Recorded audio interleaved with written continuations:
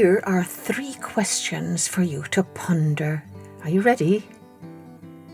1. What is the most important time? 2. Who is the most important person?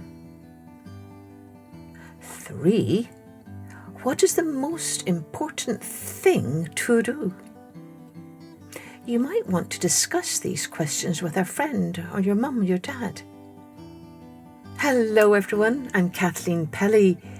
You might very well need more time to think about these questions.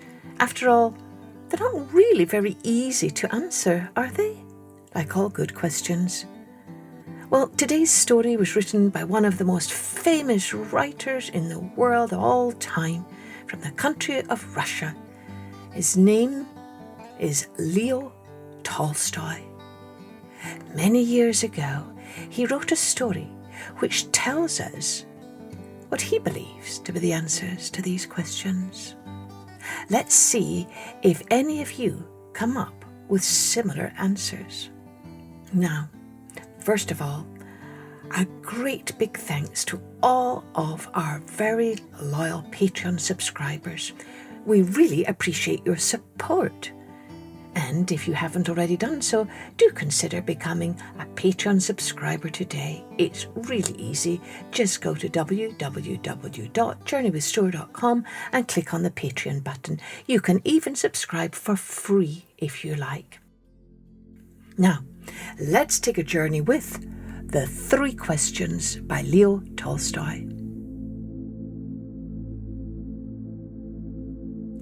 It once occurred to a certain king that if he always knew the right time to begin everything, if he knew who were the right people to listen to and whom to avoid, and above all, if he always knew what was the most important thing to do, he would never fail in anything he might undertake. And this thought having occurred to him, he had it proclaimed throughout his kingdom that he would give a great reward to anyone who would teach him what was the right time for every action, and who were the most necessary people, and how he might know what was the most important thing to do. And learned men came to the king, but they all answered his questions differently. In reply to the first question, some said that to know the right time for every action, one must draw up in advance a table of days, months, and years, and must live strictly according to it. Only thus, said they, could everything be done at its proper time. Others declared that it was impossible to decide beforehand the right time for every action, but that, not letting oneself be absorbed in idle pastimes, one should always attend to all that was going on, and then do what was the most needful. Others again said that however attentive the king might be to what was going on, it was impossible for one man to decide correctly the right time for every action, but that he should have a council of wise men who would help him to fix the proper time for everything. But then again others said that there were some things which could not wait to be laid before a council, but about which one had at once to decide whether to undertake them or not. But in order to decide that, one must know beforehand what was going to happen. It is only magicians who know that, and therefore, in order to know the right time for every action, one must consult magicians. Equally various were the answers to the second question. Some said the people the king most needed were his counsellors. Others said priests. Others said doctors, while some said the warriors were the most necessary. And to the third question, as to what was the most important occupation, some replied that the most important thing in the world was science. Others said it was skill in warfare, and others again that it was religious worship. All the answers being different, The king agreed with none of them and gave the reward to none. But still, wishing to find the right answers to his questions, he decided to consult a hermit. A hermit is just a man who lives all alone, and this hermit was widely renowned for his wisdom. The hermit lived in a wood which he never left, and he received none but common folk. So the king put on simple clothes, and before reaching the hermit's cell, he dismounted from his horse, and leaving his bodyguard behind, went on alone.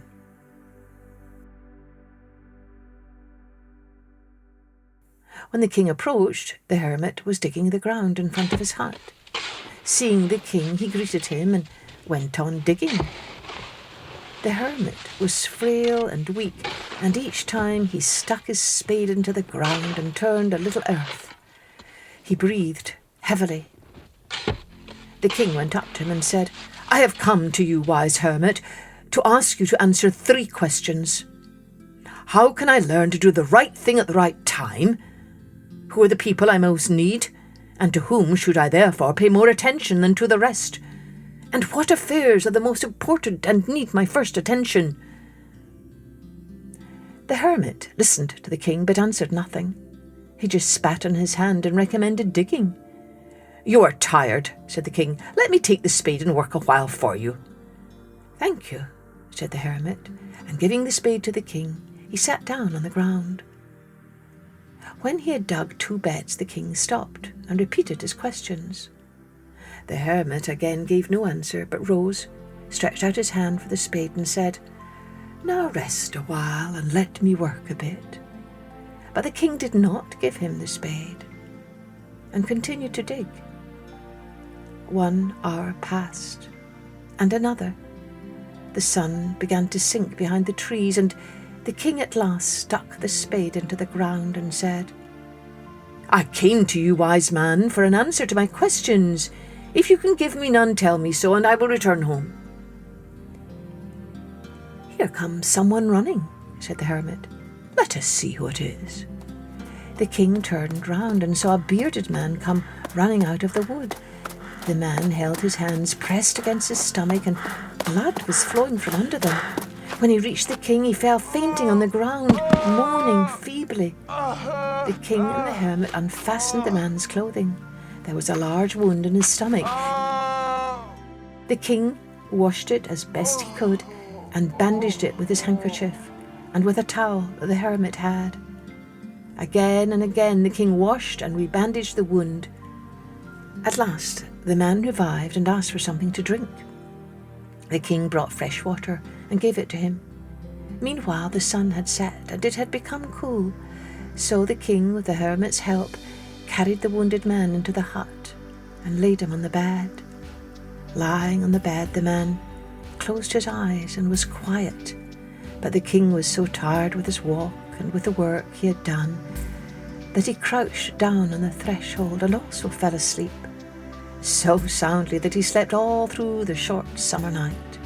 When he awoke in the morning, it was long before he could remember where he was, or who was the strange bearded man lying on the bed and gazing intently at him with shining eyes. "Oh, forgive me," said the bearded man in a weak voice when he saw that the king was awake and was looking at him. "I do not know you and have nothing to forgive you for," said the king. "You do not know me, but I know you. I am that enemy of yours who swore to revenge himself on you because you executed his brother and seized his property. I knew you had gone alone to see the hermit, and I resolved to kill you on your way back. But the day passed and you did not return, so I came out from my ambush to find you, and I came upon your bodyguard, and they recognized me and wounded me. I escaped from them, but I should have bled to death had you not dressed my wound. I wished to kill you, and you have saved my life. Now, if I live, and if you wish it, I will serve you as your most faithful slave, and will bid my sons to do the same. Forgive me." The king was very glad to have made peace with his enemy so easily, and to have gained him for a friend, and he not only forgave him, but said he would send his servants and his own physician to attend him, and promised to restore his property. Having taken leave of the wounded man, the king went out into the porch and looked around for the hermit. Before going away, he wished once more to beg an answer to the questions he had put. The hermit was outside on his knees, sowing seeds in the beds that had been dug the day before. The king approached him and said, "For the last time, I pray you to answer my questions, wise man." "You have already been answered," said the hermit, still crouching on his thin legs and looking up at the king, who stood before him. "How answered? What do you mean?" asked the king. "Do you not see?" replied the hermit. "If you had not pitied my weakness yesterday, and had not dug these beds for me, but had gone your way, that man would have attacked you, and you would have repented of not having stayed with me. So, the most important time was when you were digging the beds, and I was the most important man, and to do me good was your most important business. Afterwards, when that man ran to us, the most important time was when you were attending to him, for if you had not bound up his wounds, he would have died without having made peace with you. So, he was the most important man, and what you did for him was your most important business.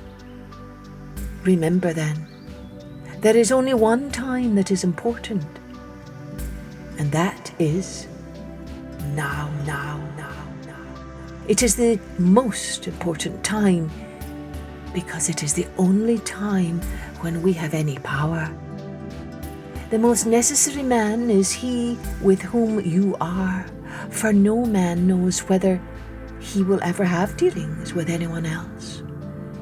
And the most important thing to do is to do good, because for that purpose alone was man sent into this life.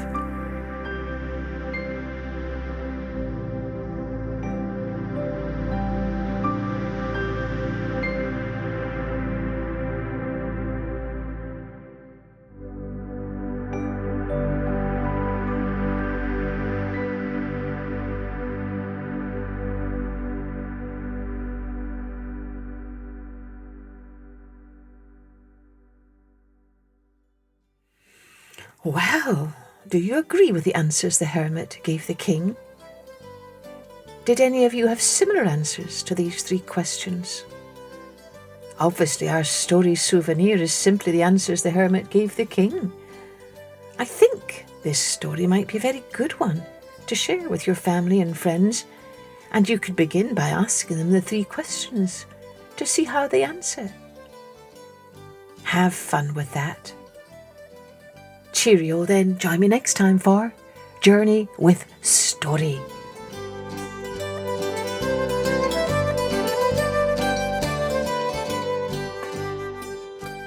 Music and post-production was by Colette Jonas.